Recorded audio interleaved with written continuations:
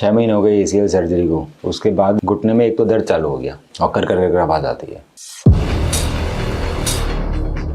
देखो, जब भी हमारी ACL की इंजरी लगती है तो हमारी मसल्स कमज़ोर पड़ जाती है।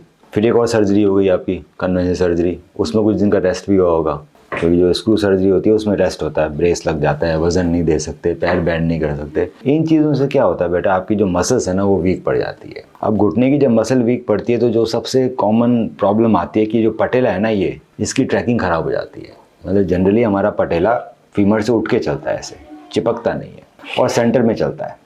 अगर इसकी मसल्स वीक पड़ जाए, पटेला की ट्रैकिंग वाली मसल्स जो कि हमारी ACL इंजरी और सर्जरी के बाद वीक हो गई है, तो इसकी ट्रैकिंग ख़राब होगी। ट्रैकिंग कैसे ख़राब हुई, थोड़ा टेढ़ा आ गया, लेटरली शिफ्ट हो जाता है। तो इस वजह से क्या होता है कि अगर हम प्रॉपर रिहेबिलिटेशन नहीं लें, जो आपको नहीं मालूम कि ACL का रिहेब होता कैसे है, सो अगर ACL के रिहेब में अगर हम पटेला ट्रैकिंग को इन्वॉल्व ना करें, उन मसल्स को राइट टाइम पे, तो ये घिस घिस के पीछे वाला कार्टिलेज घिसने लगता है। ये जब इसका पीछे वाला कार्टिलेज घिसता है तब कर की आवाज़ आती है, कट की आवाज़ आती है, दर्द होता है और अनकंफर्टेबल लगता है। ये चीज़ें लॉन्ग टर्म चलती रहे तो हमारे घुटने पूरे घिस जाते हैं। सो इसका एक ही तरीका कि हम आपका रिहैब चालू करते हैं। सो रिहैब चालू करेंगे, पहले हम पटेला ट्रैकिंग पे फोकस करेंगे, फिर धीरे धीरे आपको बैक टू स्पोर्ट्स का रिहैब चालू कराएंगे।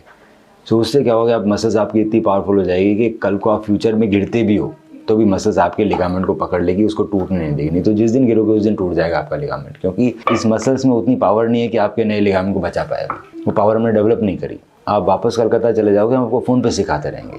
पर कुल मिलाकर हर 7 दिन में हमारे फिजियोथेरेपिस्ट आपको कंसल्ट करेंगे, आपकी एक्सरसाइज इंक्रीज कराएंगे। दूसरा, हमको स्लीप देंगे जो आपकी पटेला की ट्रैकिंग मेंटेन करेगी जब एक्सरसाइज करोगे। 3-4 महीने लगेंगे, ठीक हो जाएगा। और ये अगर मैंने ठीक नहीं किया, कोई एक्सरसाइज आपने इंक्रीज नहीं करी तो बेटा घुटना घिस जाएगा। रनिंग वनिंग कुछ करने लायक ही नहीं है तुम्हारा घुटना। तुम रनिंग करोगे तुम्हारा घुटना खराब हो जाएगा। ये ऐसे चलेगा तब तो रनिंग कर पाओगे, अभी तो यूँ चल रहा है।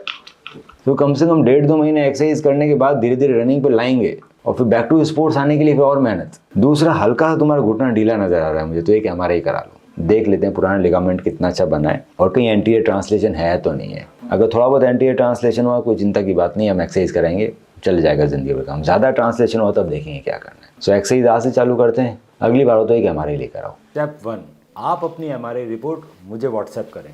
स्टेप 2, मैं आपकी MRI रिपोर्ट को डिटेल में स्टडी करके बताऊंगा कि क्या हम आपको बिना सर्जरी के ठीक कर सकते हैं या फिर हमें सर्जरी करने की ज़रूरत है, ACL इंटरनल ब्रेस सर्जरी, और आपके नी में ACL के अलावा और क्या क्या समस्याएं हैं और उसे हम कैसे ठीक कर सकते हैं।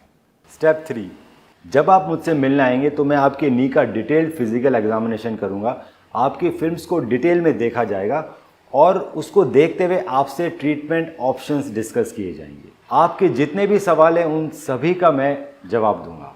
ACL इंटरनल ब्रेस सर्जरी की रिकवरी आप देख सकते हैं हमारे फेसबुक के ACL विनर ग्रुप में, और देख सकते हैं कैसे एथलीट्स 3 महीने के अंदर रनिंग चालू कर रहे हैं ACL इंटरनल ब्रेस सर्जरी के बाद।